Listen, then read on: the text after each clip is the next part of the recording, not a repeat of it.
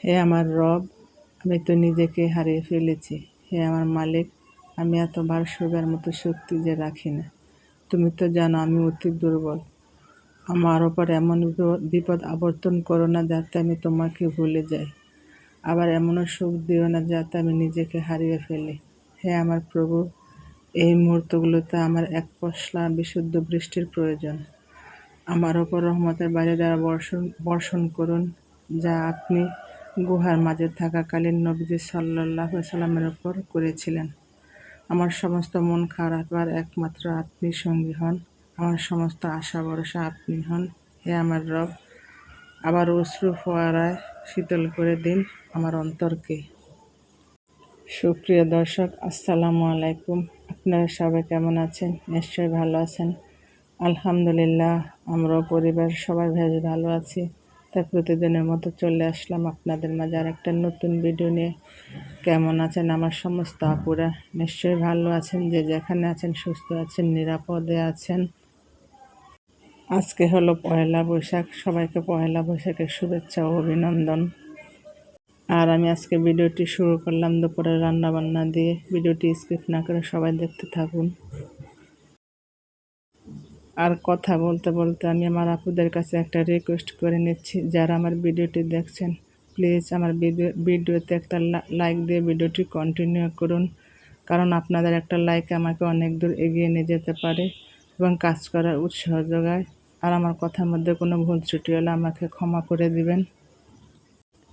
আর এই ছোটো মাছটা রান্নার পরে খুবই মজা হয়েছে।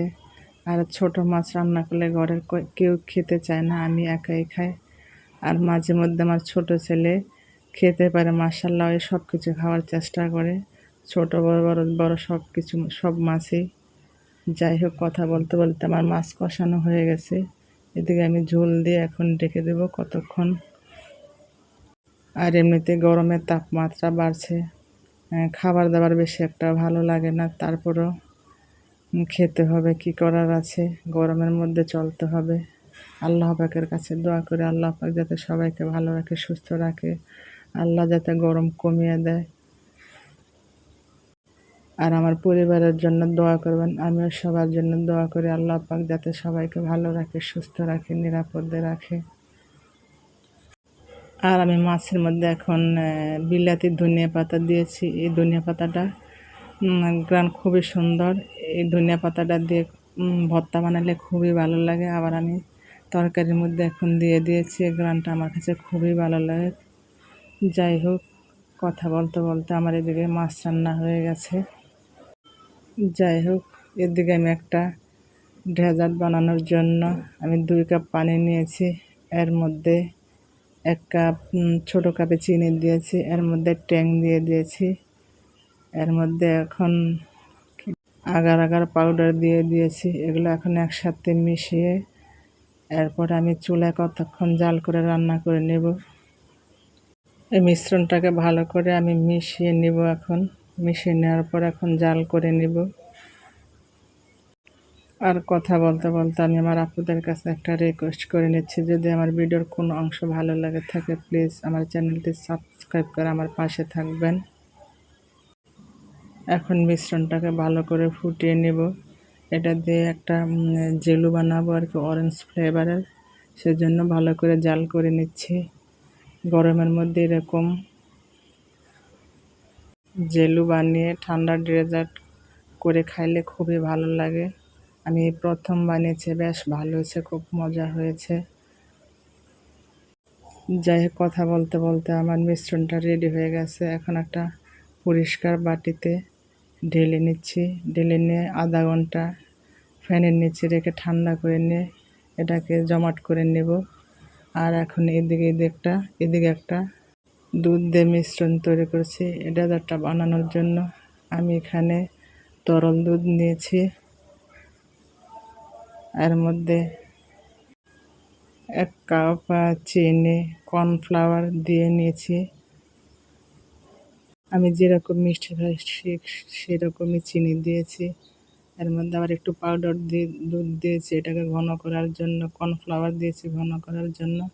এখন মিশ্রণটাকে ভালো করে এখন একসাথে মিশিয়ে পরে আবার চুলাটাকে আবার জাল দিয়ে অনেক ঘন করে নেব। এই ডেজার্টটা আমি বানিয়ে খেয়েছি, খুব মজা হয়েছে। কি যে বলবো, বলার মতো কোনো ভাষা নাই, এত মজা হয়েছে। আর আমার ভিডিওটি ভালো লাগলে লাইক করবেন, কমেন্ট করবেন, শেয়ার করবেন, আমার পাশে থাকবেন। আর এদিকে আমি দুধ দিয়ে মিশ্রণটাকে ভালো করে ফুটিয়ে ঘন করে নিচ্ছি ডেজার্ট বানানোর জন্য। আর এই গরমের মধ্যে এরকম ডেজার্ট বানিয়ে ঠান্ডা করে ফ্রিজে রেখে খেলে অনেক ঠান্ডা লাগে, শান্তি লাগে। আর আমি এটা প্রথম বানিয়েছি। কোনো জিনিস বানানোর পর যদি জিনিসটা সুন্দর হয়, খাওয়ার পরে খুব মজা লাগে, কোনো কিছু বানানোর জন্য আরও আগ্রহ বেড়ে যায়। তাই আমি জিনিসটা বানিয়ে খুব আনন্দ পাইছি, খুব খুশি লাগছে। খাওয়ার পরে অনেক বাচ্চা খুশি, আমিও খুশি।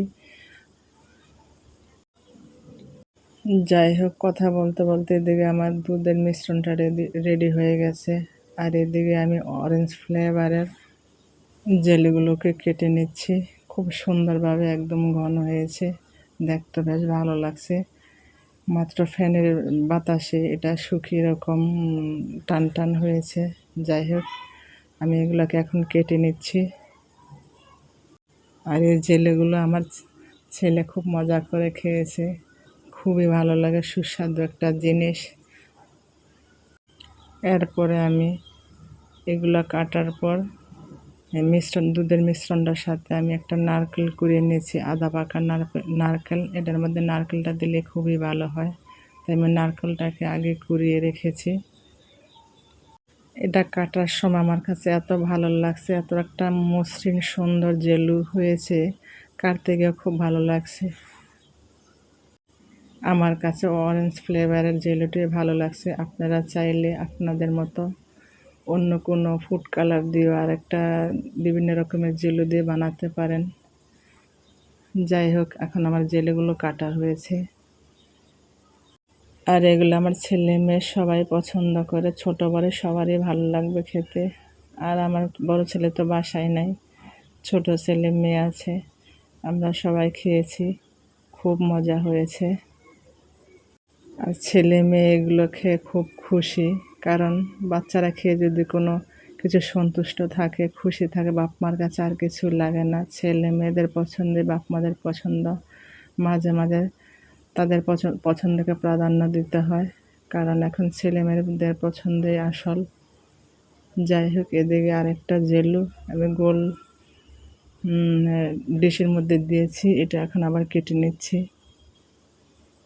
আর আমার ছোট ছেলে তো দুপুরে খাওয়া দাওয়ার পরে ঘুম পাড়ায়, ঘুম থেকে উঠে বলবে মা কিছু দাও, কিছু খায়। ওর জন্যই প্রতিদিন বিকালে একটা না একটা নাস্তা রেডি করতে হয়, কারণ বাচ্চা মানুষ কি ভাত খায় না খায়, তারপর ঘুম থেকে উঠলে খিদা লাগে। ওর জন্য প্রতিদিন একটা না একটা বিকেলে নাস্তা রেডি করতে হয়। আর মায়েরা এরকমই হোক, সংসারে যত কাজ থাকুক, যত কষ্ট থাকুক, সব কিছু করেও বাচ্চাদের আবদার পূরণ করতে হয়, এরই নাম জীবন। আর মারা এরকমই হয়, শত কষ্টের মাঝেও ছেলে মেয়েদের আবদার পূরণ করার চেষ্টা করে। আর এদিকে আমি নারকেল কোড়াকে একসাথে করে দিয়ে দিচ্ছি। আর আমার নারকেল কোড়াটা বেশ একটা মিহি হয় নাই, একটু মোটা মোটা হয়েছে। এটাকে বেশি মিহি করে দিলে আরও সুন্দর হয়, বেশি করে নারকেল দিলে ভালো হয়। আমার বাসায় অর্ধেকটা নারকেল ছিল, অর্ধেকটা নারকেল বলতে একটা খেয়ে নিয়েছে, একটার আর অর্ধেকটা ছিল। এটাকে আমি সুন্দর করে চিকন করে কোড়াতে পারিনি, মোটা হয়ে গেছে। যাই হোক, আমরা পরিবারের মানুষই খাইব। আর দুনিয়াতে এমন কোনো কঠিন কিছুই নাই যে পারবে না, একবার চেষ্টা না করলে আর একবার চেষ্টা করতে হয়। চেষ্টা ছাড়া দুনিয়াতে কোনো কিছুই পাওয়া যায় না। তাই যে কোনো জিনিস সব কিছুতে চেষ্টা করতে হয়, চেষ্টা করলেই পারা যায়।